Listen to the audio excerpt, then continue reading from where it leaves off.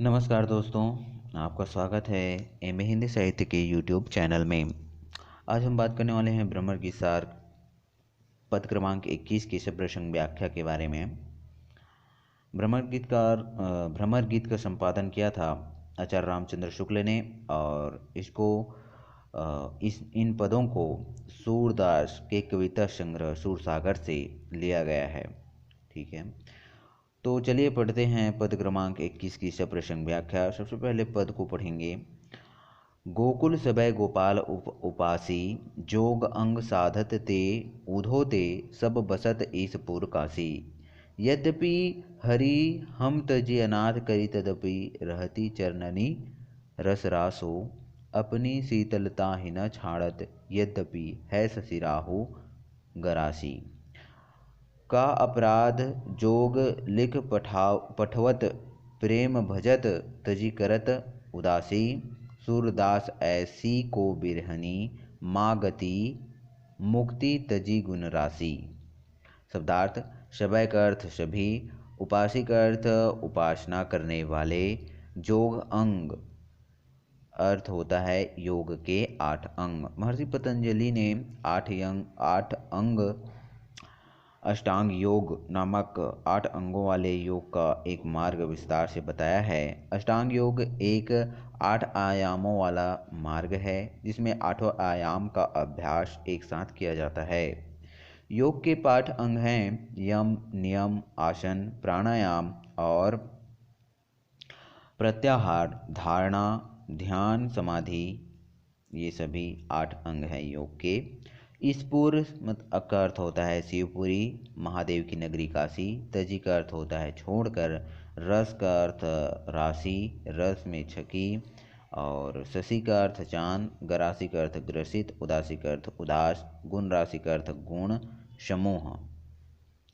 संदर्भ इस प्रकार होगा। प्रस्तुत पद्यांश हमारे एमए हिंदी साहित्य के पाठ्यक्रम के हिंदी साहित्य के द्वितीय सेमेस्टर के प्रश्न पत्र 6 के इकाई 1 भ्रमर गीत सार सूरदास भ्रमर गीत सार से लिया गया है, जिसके संपादक आचार्य रामचंद्र शुक्ल जी हैं।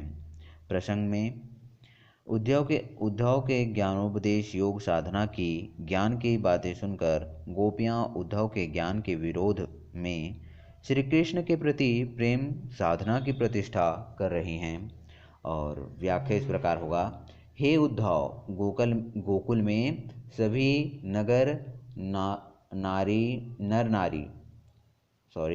हे उद्धव, गोकुल में सभी नर नारी उस गोपाल के उपासक हैं, श्री कृष्ण के उपासक हैं। हे उद्धव, जो लोग तुम्हारे इस अष्टांग योग की साधना करने वाले हैं वे यहाँ नहीं रहते।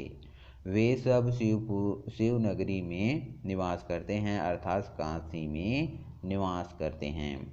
यद्यपि श्री कृष्ण ने हमें त्याग दिया है और अनाथ कर दिया है, फिर भी हम उनके चरणों के रूप राशि में ही रत हैं। उनमें हमारा अनुराग प्रेम है। यह उसी प्रकार संभव है जिस प्रकार अपनी शीतलता नहीं।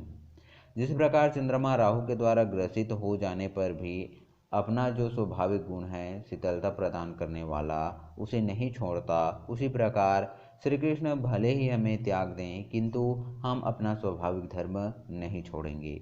ये जो मन है उनके चरणों में ही ध्यानस्थ रहेंगी और हम समझ नहीं पाते कि हमारे किस अपराध के दंड के रूप में कृष्ण ने हमारे लिए योग का संदेश लिख भेजा है।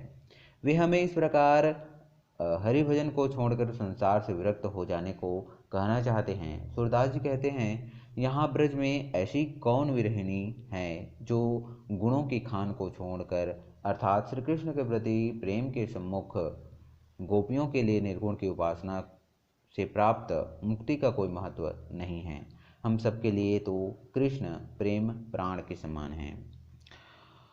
विशेष काशी प्राचीन काल से ही योगियों की साधना स्थली रही है। इसे अर्थात इस पंक्ति को जोड़ने से व्यंजना पड़ जाती है। अंतिम पंक्ति में निमित्त ये प्रवृत्ति मार्ग ही श्रेष्ठ प्रतिपादित की गई है। हमारे ब्लॉग के कुछ अन्य पोस्ट हैं, इन्हें आप पढ़ सकते हैं और भी ज़्यादा जानकारी आप भ्रमर गीत सार से संबंधित ले सकते हैं। ठीक है, तो इस पद को कैसे सर्च करना है मैं आपको बता देता हूँ। सबसे पहले आपको गूगल पर जाना है। गूगल के सर्च बार पर आपको लिखना है भ्रमर गीत सार पद 21 व्याख्या बाई रेक्सजिन। तो ठीक है, ऐसे लिख के आप सर्च करेंगे तो कहीं ना कहीं हमारा पोस्ट आपको दिखाएगा, और इसके डिस्क्रिप्शन में लिखा रहेगा हिंदी साहित्य भ्रमर गीत सार सूरदास पद 21 व्याख्या बाई रेक्सजिन। ऐसे इसमें ऊपर नीचे हो सकता है, लेकिन आप ध्यान से ढूंढें। हमारा www.rexigene.in वेबसाइट है। इस वीडियो को देखने के लिए धन्यवाद, और आगे बने रहें। सब्सक्राइब करें यूट्यूब चैनल को और अपडेट पाते रहें, हमारे ब्लॉग से संबंधित भी और वीडियो से संबंधित भी। Thanks for watching.